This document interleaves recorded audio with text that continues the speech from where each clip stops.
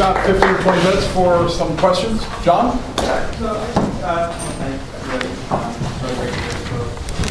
And I'm kind of curious, both from things that people said here, but also from the round of introduction that we did. There was almost a kind of feel, especially among the younger people in the room, their encounters with Midnight Notes was almost a kind of feel like one comic, right? It was a moment of kind of revelation, right?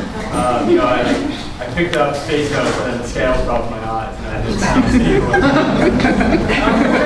which I think is, it's a really, I think it accurately describes the way I related to a lot of these texts when I first read them, right? Reading, Save, I don't know, Lola for the first time, reading Many and Tiger for the first time, right? All these texts are kind of coming out of this Midnight Notes, collective and wider circle of friends. Like, I really felt that, now I had a new way of looking at the world. And I tried to take that and spread it, right? So, sticking with theological, it's the gospel of where right? trying to get that out into wider circulation. And, I tried to embed it in my own political work. I've tried to take the idea and deploy it there. Tried to, deploy it in my own writing, in my own teaching.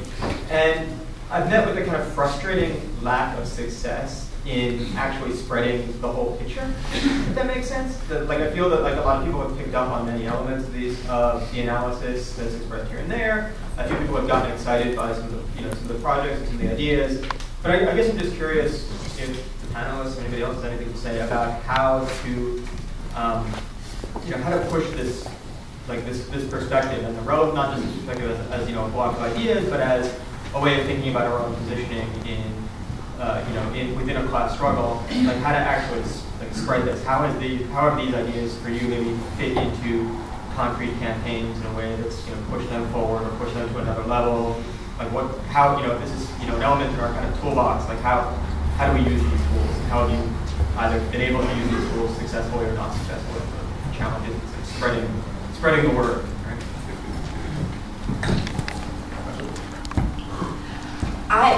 Thank you for that question, because there was something that I wanted to say. I'm sorry, I should let you talk first. Which is that, although I think we can think of Midnight Notes as this empowering theory, it also is a theory which tells you that no one needs to be taught to fight. We don't need to teach people to fight their oppression or whatever. They're doing it anyway. We're looking at it. So, I'm sure it has uses. I find it useful reading this, but I don't know if it's so important to think about how do we operationalize it, how do we make it more useful. If it's useful for us, that's great. And it shows us that the world is full of all the things that we care about doing already. Maybe I can just say real quick that part of the tradition that I understand Midnight Notes to be coming out of is something that's called technically, not politically, inquiry and co-research, and it's more recently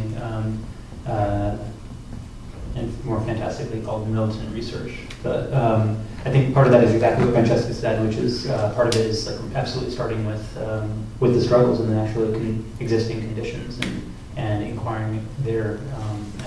And that's something that I think it's a theme in Midnight Notes, but it comes up and down in a certain sense. And I think part of what I think is the responsibility of Midnight Notes is to read the struggles and help process them and circulate them so that other people can, other struggles can understand the commonalities between these things. And I think that is something that they've successfully attempted for 30 years, but I definitely share your sense of, well, how do we make it go now?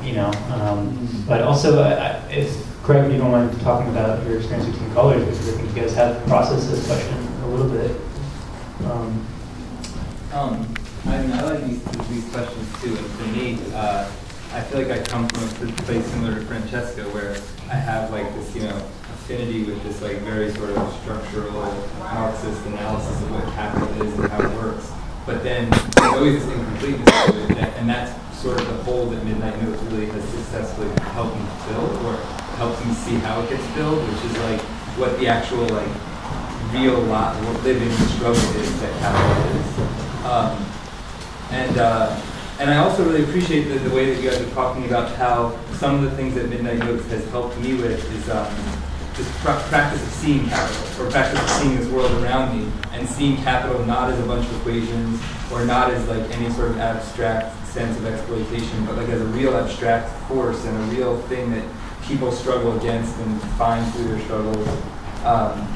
There's this creativity to your work that like I think really does a wonderful job of going through between a clear understanding of those abstract logics that Marxists and others have tried to understand, and a clear sort of respect for history and letting history sort of speak, or the things that you think have happened, or if you want to tell stories, and the creativity of like not being afraid to sort of change the categories and to use words that work for you in the moment, or work to help tell a story. And so for me, I've been largely working this out in the context of my own teaching practice, where I try and teach a class that I don't even know what to say it's about other than capitalism or everything. But